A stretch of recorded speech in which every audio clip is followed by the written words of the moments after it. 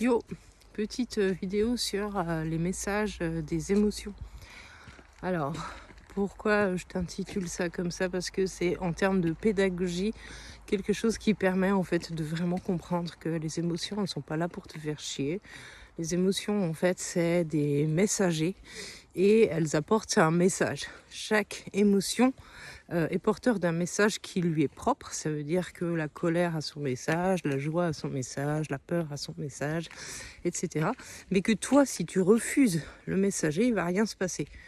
Tu vois, par exemple, si ton postier il toque à ta porte parce qu'en fait il a un colis à te donner ou un recommandé à te donner, si tu lui ouvres pas, tu auras jamais le message.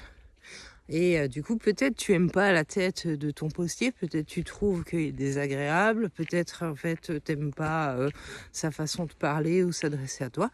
Pour autant, en fait, ce qui compte, c'est le message qu'il t'apporte. Tu lui fermes pas la porte au nez quand il amène une bonne nouvelle, une carte postale de tes potes en voyage sous prétexte qu'en fait il a une sale tête, quoi. Tu fais pas ça, si tu trouverais ça complètement idiot de fonctionner comme ça. Eh bien, en fait, les émotions, c'est exactement pareil, quoi. Quand la colère se pointe, en fait, elle a un message qui est hyper important. Elle est en train de te dire que quelque chose qui est précieux pour toi est potentiellement menacé. Peut-être c'est vrai, peut-être c'est pas vrai, mais c'est à toi d'étudier la question. Et donc, c'est à toi de te positionner et de mettre en sécurité. La colère, elle t'invite en fait à te bouger les fesses pour repositionner, acter une situation pour que tu te sentes légitime, droit dans tes bottes et en sécurité et que tu puisses protéger en fait ce qui est important pour toi. Même si c'est une petite chose, même si c'est une grosse chose, du coup après il y a des réactions qui sont proportionnées, mais c'est ça en fait le message de la colère. La joie, quand elle est là, elle te dit que tu es en train d'être complètement aligné entre ce que tu aimes dans ton cœur, ce que tu ressens dans ton corps et ce qui est de l'ordre de tes idéaux en termes de psyché et d'esprit, de vision. Donc plus tu es aligné entre ce qu'il y a dans ta tête, ce qu'il y a dans ton cœur, ce qui se passe dans ton corps, plus tu vas kiffer, plus tu vas ressentir de la joie. Et du coup, la joie, elle est comme un warning qui te dit « Yes, c'est cool, c'est le bon chemin, tu chauffes. » Ça, c'est exactement ce qui est bon pour toi parce que tout s'aligne. Et donc, évidemment, il y a des petites joies, il y a des grosses joies, il y a des joies qu'on appelle en médecine chinoise superficielles, des joies profondes. Bref, c'est tout un sujet. Mais le message général de la joie, c'est que tu es en train de chercher un alignement et que ça a l'air de matcher plutôt bien là, tout de suite, en ce moment, dans ce que tu es en train de faire quand tu es joyeux. La peur, tu vois, c'est une émotion qui est connectée à tes instincts essentiels, tes instincts de survie notamment. Et la peur, en fait, elle réagit quand il y a un danger ou quelque chose qui est perçu comme une menace. Et du coup, elle te pousse à te mettre en sécurité et à trouver quelque chose en fait qui va te protéger. La peur, c'est un peu comme si elle te disait « Hé mec, t'es pas immortel ». Et donc là, il y a un truc qui, de loin, ça pue. Et je pense qu'il faudrait que tu fasses quelque chose. Et du coup, une peur quand il y a un danger qui est imminent, comme une voiture qui te fonce dessus ou un rhinocéros qui t'attaque, ben en fait, elle te demande de réagir immédiatement.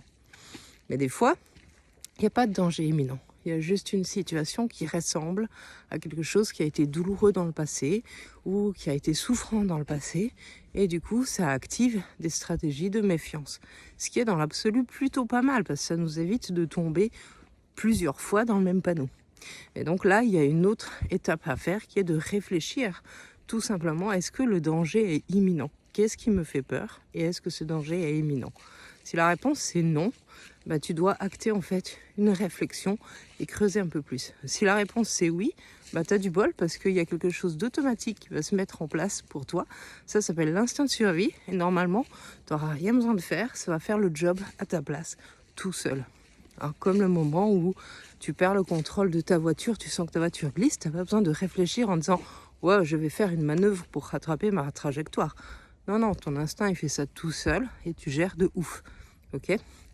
Donc ça, c'est le message de la peur. C'est un message qui t'invite à te mettre en sécurité.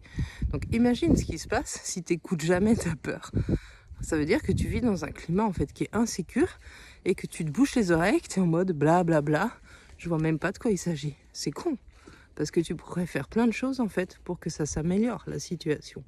Et peut-être les peurs, elles sont pas raisonnable, mais ça t'empêche pas en fait d'aller creuser la situation et de comprendre d'où ça vient. Et puis, la tristesse, ça c'est un grand sujet parce que ça choque toujours les gens, le message de la tristesse. La tristesse, c'est une émotion qui survient quand on est attaché à une situation qui est en train de changer ou qui change de manière définitive et irréversible. Et en fait, on a du mal à accepter que la situation change. Donc la tristesse, c'est l'émotion qui est présente tant que tu n'arrives pas à accepter le changement, possiblement irréversible de la situation.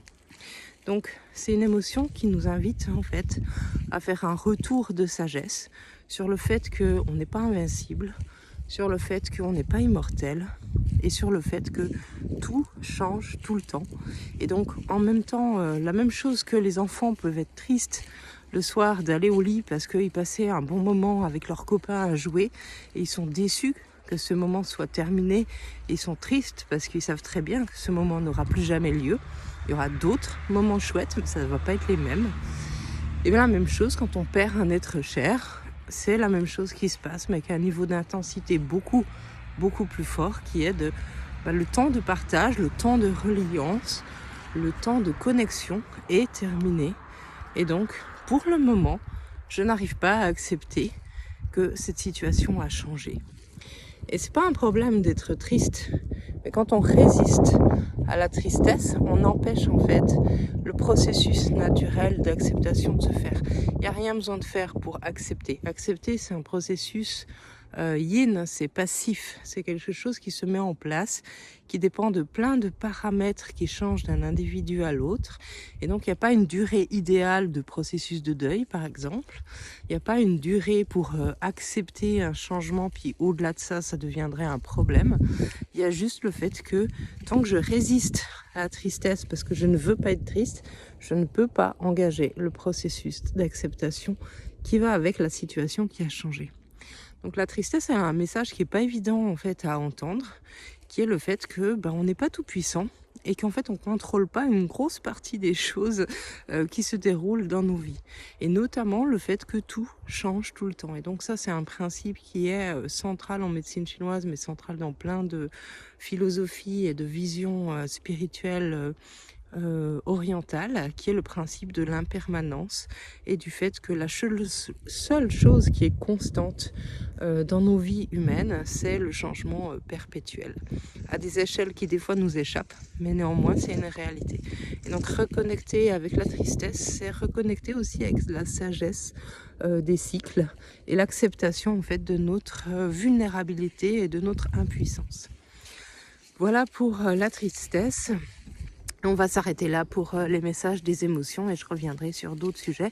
N'hésite pas à me dire en commentaire si tu as envie d'en savoir plus sur une émotion en particulier ou si tu as une question, tu peux me la mettre en commentaire ou m'envoyer un message pour que je puisse répondre plus précisément une prochaine fois dans une prochaine vidéo. Salut!